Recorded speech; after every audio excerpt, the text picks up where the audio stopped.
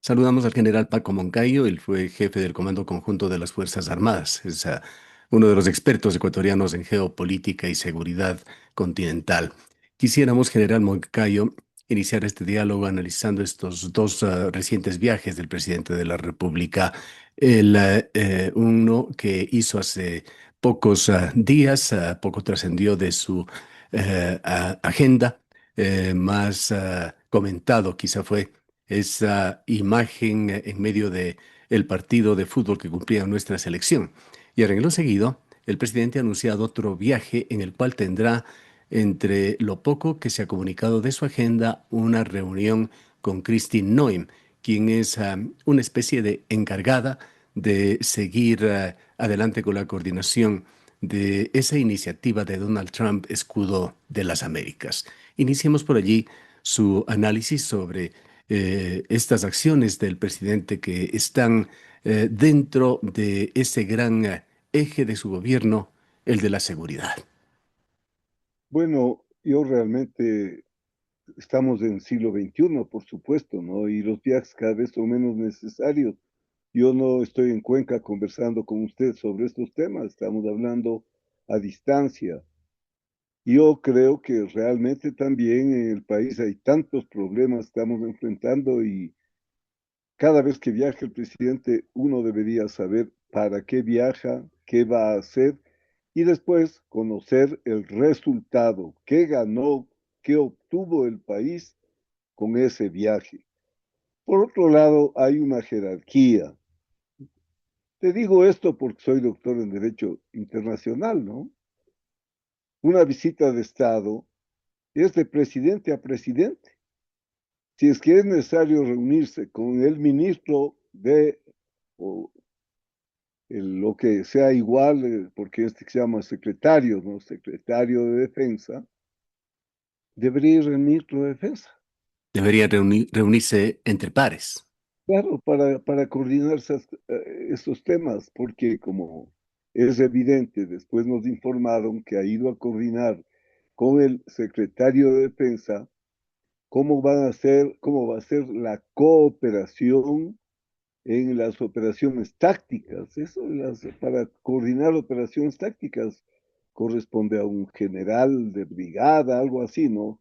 Pero el presidente no viaja a esos temas. Además, hay que comparar. Nuestro presidente es de la línea del señor presidente Trump y, por supuesto, tiene derecho a hacerlo. Pero mire, cuando viajó el enemigo, el odiado presidente Petro, cómo le recibió en la Casa Blanca, firmándole la gorra maga y el señor Petro poniéndole, hagamos de América Latina grande otra vez. Yo creo que desgasta la imagen de un presidente que esté viajando. Ellos deberían venir acá, pues, ¿no? La coordinadora del Escudo de las Américas. Yo no he oído que han ido a coordinar con la responsable del famoso escudo, que es un escudito además. Porque un escudo en que no está en México, que no esté Brasil, que no esté eh, ni Colombia todavía, me imagino que ya ingresará, es un escudo para los coidearios, no es un escudo como debe ser entre jefes de Estado que enfrentan a un enemigo terrible y eso no se reduce entre panas, pues no, eso es, seas del partido que seas, estamos combatiendo a un enemigo común. Yo le digo, en la diplomacia moderna siempre se habla de que es diplomacia de presidentes, pero los presidentes van a hablar con presidentes, los cancilleres van a hablar con cancilleres, y de esa manera se mantiene, ¿no?, la imagen de un país, porque no concibo yo, vuelvo a decir, que viaje un presidente a hablar con un ministro de defensa para la coordinación de las operaciones cooperativas tácticas. Seguramente es que no informan bien en la presidencia, Ujú. puede ser eso también, o seguramente serán temas muy delicados que no se pueden difundir porque podría causar daño a los planes. ¿Habrán planes de seguridad? En fin. Además de este desbalance general, Moncayo, ¿qué se puede decir sobre esta cada vez más fuerte dependencia estratégica que por lo menos trata de representar el gobierno? ¿Hasta qué punto hay una creciente alineación con Estados Unidos en la práctica? Y si es que hay, ¿fortalece esto la seguridad nacional? ¿En qué punto además podría comprometer la autonomía estratégica del país? Bueno, si estamos enfrentados a un enemigo que es de naturaleza transnacional, es obvio que los estados tienen que hacerlo a través de una política cooperativa de seguridad, que deben compartir una estrategia cooperativa de seguridad.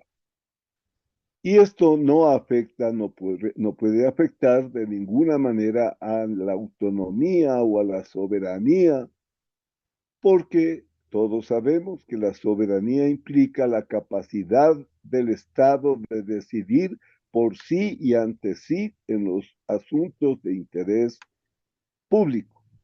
Si el Estado decide por sí y ante sí, y correctamente a mi juicio, enfrentar esta terrible amenaza con la cooperación de los implicados en el problema.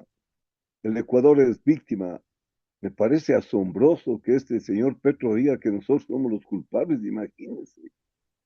Los grandes sembríos de arbustos de coca, las grandes plantas para producir la pasta de coca, para producir la cocaína, están allá, pues no, los grandes cárteles están allá y ahora resulta que el Ecuador es el culpable de la inseguridad de Colombia. Oiga, este señor, qué bien que ya se va, ¿no? Porque realmente es insólita la forma como él actúa. Bien, entonces yo no veo ningún riesgo a la autonomía, a la soberanía de realizar operaciones cooperativas.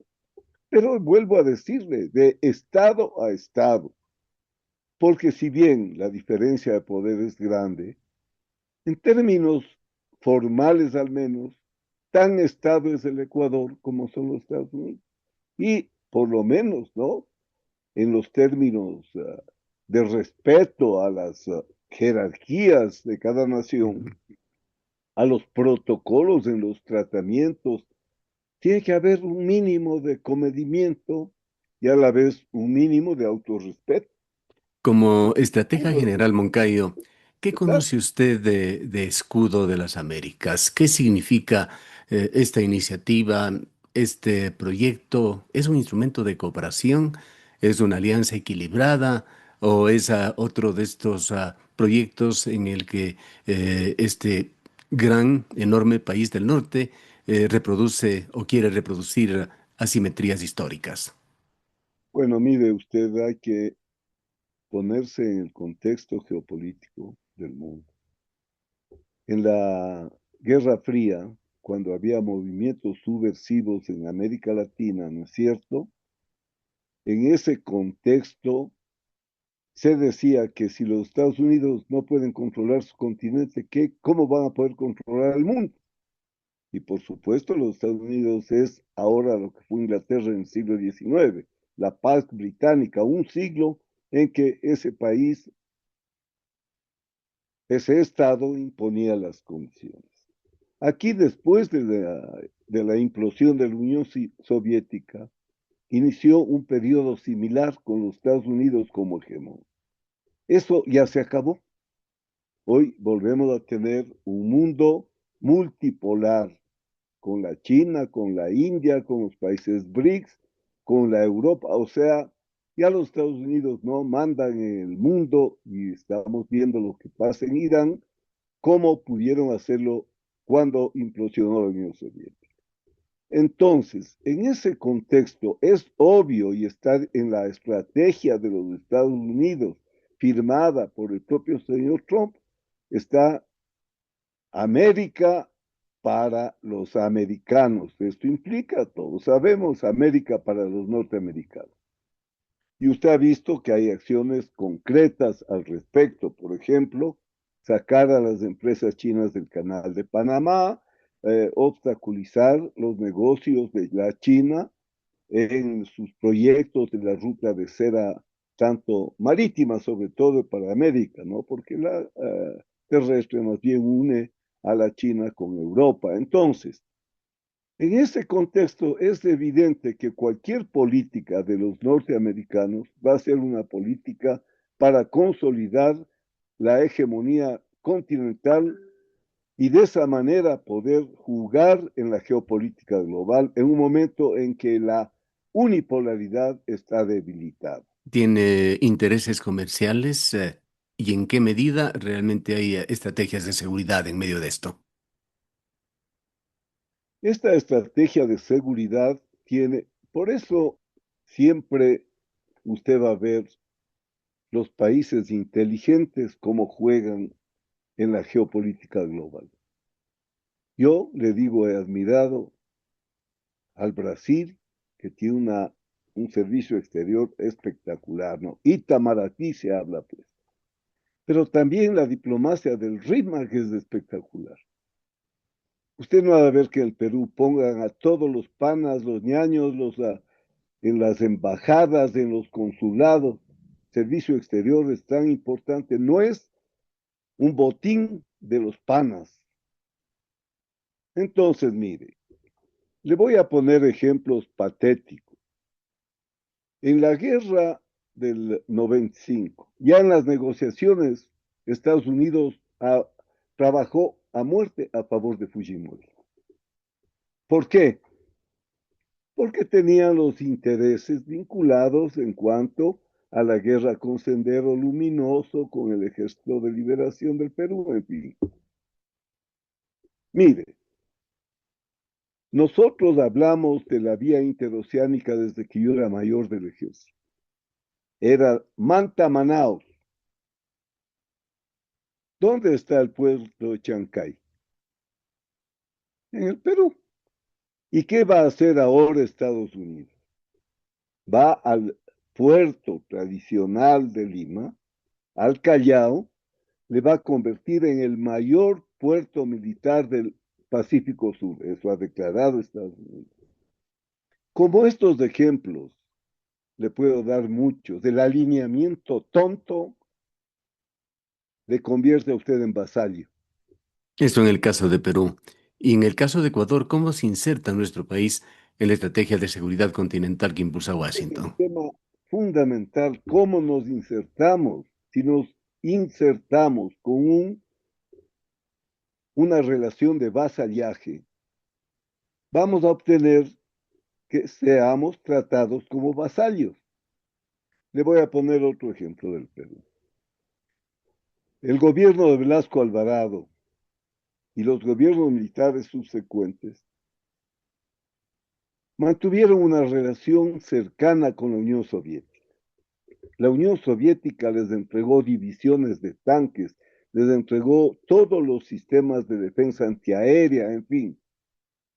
Nosotros, Europa y Estados Unidos, vendiéndonos cosas caras. Bueno, lo que le quiero decir es que los Estados Unidos corrieron atrás del Perú para evitar que se les vaya hacia... Vea, es una política inteligente. Si usted se avasalla, le tratan como a vasallo. Entonces, ¿qué debemos hacer? Es lo que usted me pregunta.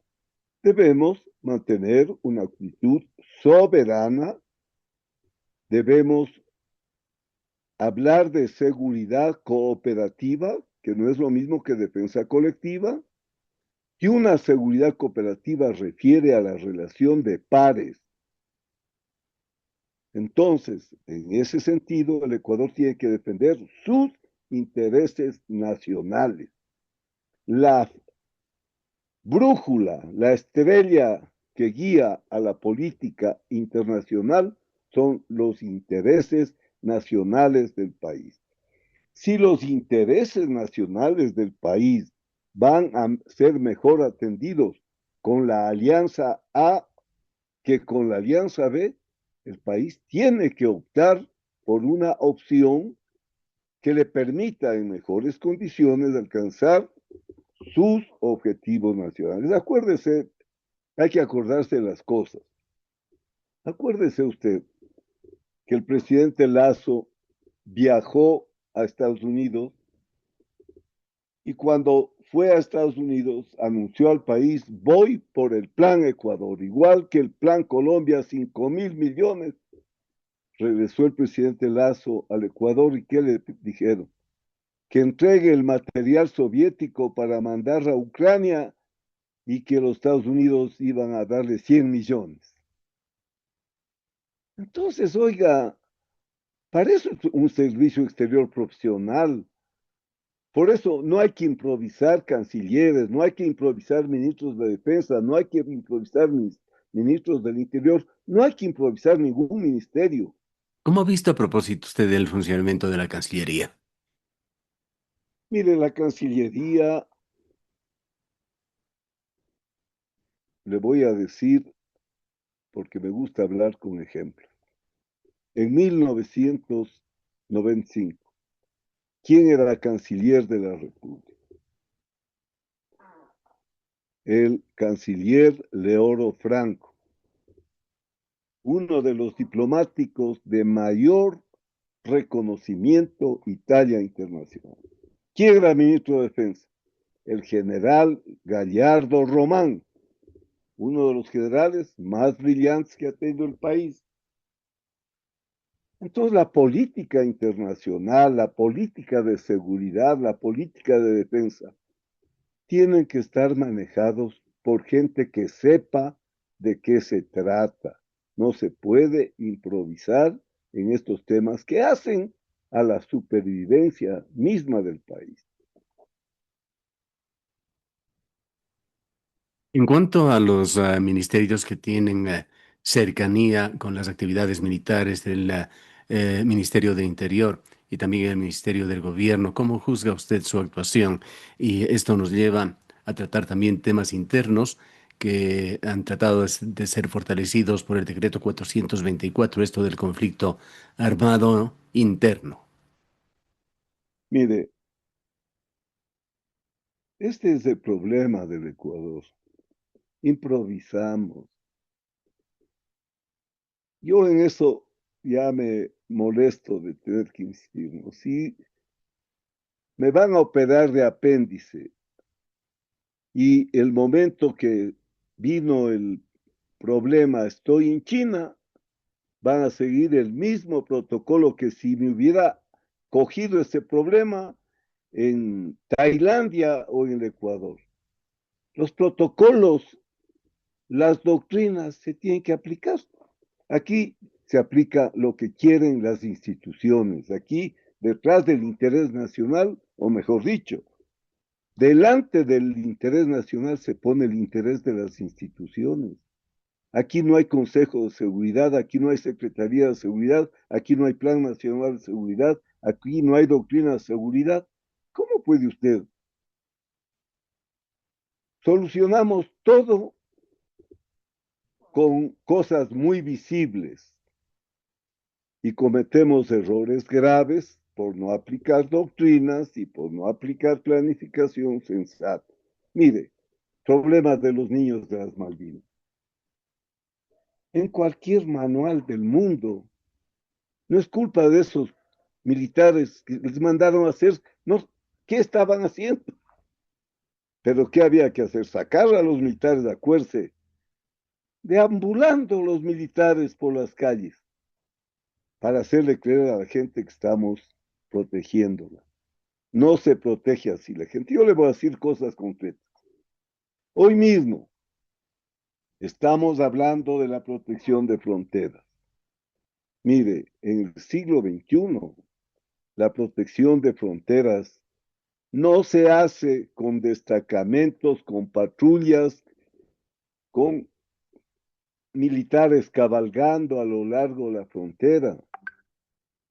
Hoy la protección de fronteras se hace con guerra electrónica, se hace con drones, se hace con satélites. Entonces, si tuviéramos una buena protección de frontera, no es porque tendríamos 10 brigadas de infantería en la frontera, sino porque estaríamos controlando la frontera a través de los satélites de baja altura, Starlink o cualquiera de esas empresas, da esos servicios. Y si salen las drogas de nuestros puertos, ¿cómo es que no se ha contratado? ¿Verdad? ¿Cuánto tiempo ha pasado? No se ha contratado una empresa de escáneres para que cada camión con el banano, cada camión con el camarón, cada camión con el cacao, pase por el escáner. Si estas cargas están contaminadas de drogas, todo el mundo sabe. ¿Cree que vamos a solucionar estos graves problemas incrementando los estados de excepción? Entonces yo no veo que haya una real visión de cómo pelear esta guerra, porque si yo declaro la guerra, cuando yo digo el país está en un conflicto armado no internacional, en primer lugar, ¿qué quiere decir eso? De acuerdo al derecho de Ginebra, de acuerdo a la Convención de Ginebra, eso es guerra. Yo no he visto que ningún país mande la guerra un ministro del Interior. Entonces hacemos las cosas porque así es, porque no quieren unos, porque si quieren otros. Así no se conduce un Estado y peor en guerra. ¿Y cómo le ha ido General Moncayo a las Fuerzas Armadas? ¿Qué efectos tiene sobre las Fuerzas Armadas el haber operado todo este tiempo de manera continua bajo regímenes excepcionales sin una reforma estructural de seguridad? Mire, cuando usted emplea los medios de una manera no técnica, lo que hace es que los va desgastando. Entonces, tener a los policías y a los militares todo el tiempo en tareas tan complejas y no hacer lo que le digo, que es lo que hay que hacer, pues, utilizar la tecnología. En esta época es la guerra cibernética, es el espacio. Entonces, agota a las instituciones, porque no son tampoco las instituciones, son conformadas por seres humanos, se desgastan. Vemos, vuelvo a decirle, que esta guerra se está conduciendo, excepto que se haya inventado algo nuevo, porque yo estoy al último día de cómo se hace esto en Europa, en Norteamérica, en Sudamérica, porque doy clases de eso, pues. He escrito libros sobre eso. Entonces yo sí creo tener la autoridad de decir, no entiendo cómo están conduciendo esta guerra.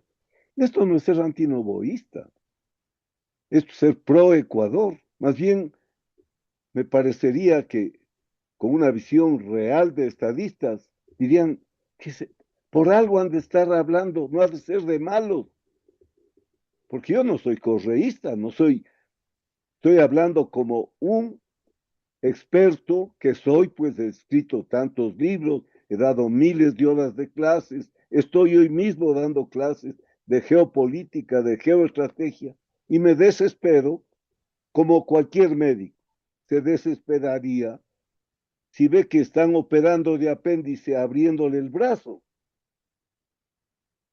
Esa es ¿Qué modelo de seguridad territorial, General Moncayo, recomendaría usted para reemplazar a esa situación de estados de excepción permanentes? mire, existen modelos que están en uso, que son probados, que son doctrina universal. Hay toda una teoría de la OTAN, hay una teoría en los distintos países, pero cada país tiene que desarrollar su propia doctrina. Esa doctrina se desarrolla en el sistema de seguridad. Cuando eso falla, comienzan los gravísimos problemas. Le voy a poner otro ejemplo. ¿Se acuerda usted del 30S? ¿Vio usted cómo se manejó la falsa uh, situación de un presidente que dizque estaba secuestrado, el falso secuestro? Los policías dijeron que le han de... Por favor, señor presidente, ya váyase. Pero había que manejar políticamente. ¿En qué terminó esto? terminó bala entre policías y militares. ¿Quién generó eso? El propio presidente. Entonces, la conducción política falla todo. Le voy a decir algo que es doctrina. Si falla el nivel táctico, corrige desde el nivel operativo. Si falla el nivel operativo, corrige desde el nivel estratégico. Si falla el nivel estratégico, corrige desde el nivel político. Y si falla el nivel político, ¿quién corrige? La falla de conducción desde el nivel político, en cambio, permea todo el sistema para mal. Bien. El tiempo se nos agota, Clarísimo. General Moncayo. Vale la pena dejarle con una última inquietud. ¿Cómo evalúa usted esa relación entre conducción política y mando militar en el actual gobierno? Y finalmente, ¿qué debería definir un verdadero plan nacional de seguridad a largo plazo? Mire, lo que se debería hacer es recuperar el sistema de seguridad. Le voy a hacer a usted una pregunta. ¿Por qué si en Colombia hay miles de hectáreas de arbustos de coca? ¿Por qué si en Colombia hay decenas de plantas para producir la pasta base, la cocaína? ¿Por qué si en Colombia hay el ELN, el clan del Golfo, hay las disidencias de las FARC, hay 38, esto que le estoy diciendo es datos de la Organización de Naciones Unidas para la Droga y el Delito, 38 grupos autónomos? A ver, yo le pregunto, Gustavo, ¿cómo usted entiende que nosotros seamos el país con mayor tasa de homicidios por 100.000 habitantes? El problema está en Colombia, el problema está en Perú, el problema está en Bolivia. Vea allá las tasas de seguridad de esos países, pero allá no se ha inventado hasta ahora el bloque de seguridad. Allá siguen trabajando con doctrinas universalmente aceptadas. Aquí hacemos lo que nos da la gana. ¿No les gusta a la policía esto? Hagamos de esta forma. ¿No les gusta a los militares esto? Hagamos de esta forma. Esta es una ciencia como cualquier otra ciencia. No se puede adecuar la política de seguridad, de estrategia de seguridad, a los gustos o disgustos de instituciones. Aquí es el interés del pueblo ecuatoriano, no el interés de los policías, de los militares o del partido o lo que sea. Así es de clara la situación. Bien. Le agradecemos mucho, General Moncayo, por habernos acompañado el día de hoy. No, siempre es un gusto. Gracias por invitarme. Una buena tarde. Declaraciones del General Paco Moncayo. Él fue jefe del Comando Conjunto de las Fuerzas Armadas.